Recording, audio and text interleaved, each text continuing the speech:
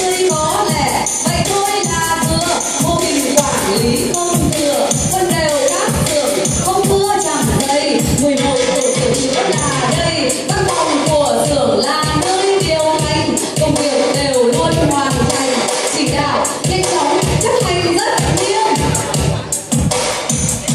An toàn đặt lên hàng đầu, sản xuất tiết kiệm làm giàu công ty, tham gia hoạt động dự thi văn nghệ thể dục thể thao bóng bàn, công đoàn tổ chức hăng say, anh em phấn khởi ngày ngày thi đua, cuối năm tổng kết trao cờ tặng quà khen thưởng, vỗ tay chúc mừng được rồi lớn mạnh không ngừng.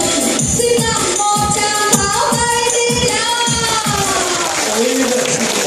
Chiếu làm thư đấy và chị có là tuyệt vời.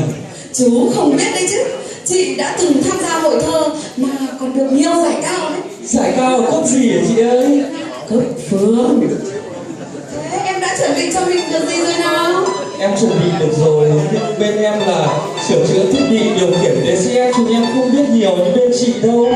Chúng em chỉ biết vận hành an toàn thôi chị à. Thế công tác vận hành an toàn của em đến đâu rồi? Trong thơ luôn sẵn sàng xử lý mọi tình huống,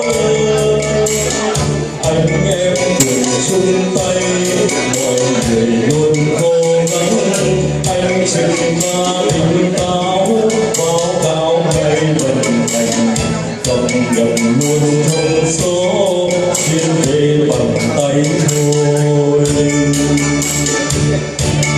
Không quên sau những lần xử lý xong sự cố, anh em học sao ban cùng bàn nhau lưng xứng, kinh nghiệm cho lần mới giúp gắn thêm thời giờ, nhưng cần luôn ghi nhớ không bao giờ lãng quên.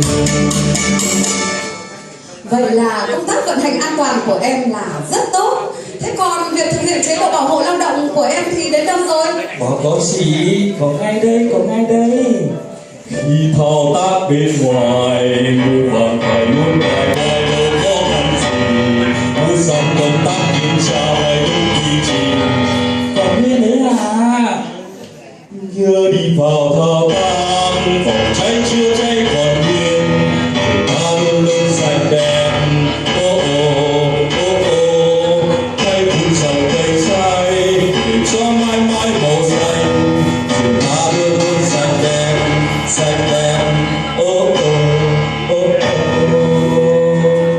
Làm việc là phải thực hiện theo đúng quy trình như vậy là rất tốt. Ồ, thế còn chú Hưng ở tổ sửa chữa cơ khí đâu rồi nhỉ?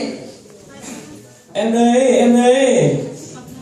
Làm việc trên nhau, rất lao đao, thế phút lao với em mộng.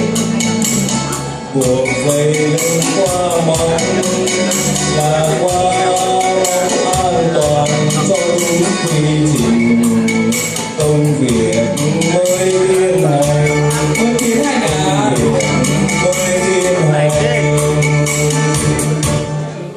Các chú làm việc như vậy quả là rất tốt, mà lại còn tài ca hát nữa. Các chú lại còn biết áp dụng vào công tác vận hành an toàn. 5 phút rồi. Quả là tuyệt vời. 8 phút Có rồi. lẽ công việc của chị em ta đến đây là xong rồi đấy nhỉ? Đây.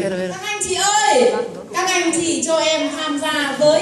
Từ nãy ở trong kia em nghe thấy các anh chị giới thiệu về đơn vị, về công tác an toàn của xưởng. Em mới hiểu vì sao trong những năm qua xưởng đo lường tự động hóa luôn hoàn thành tốt mọi nhiệm vụ được giao. Các tổ chức chuyên môn, công đoàn, đoàn thanh niên được lãnh đạo công ty đánh giá rất là cao đấy.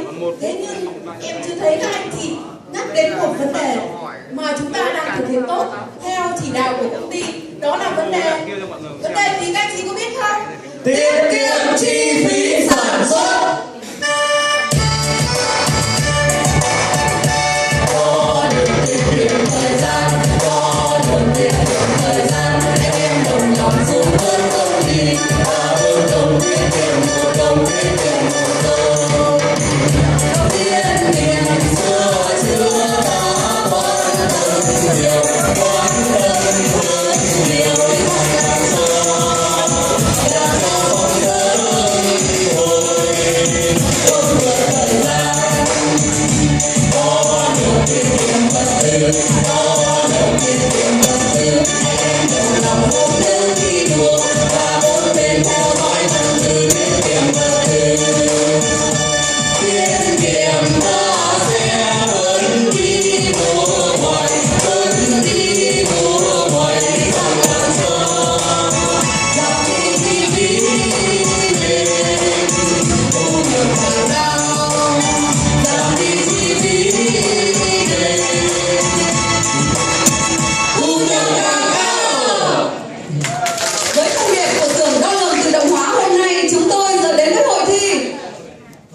sản xuất an toàn.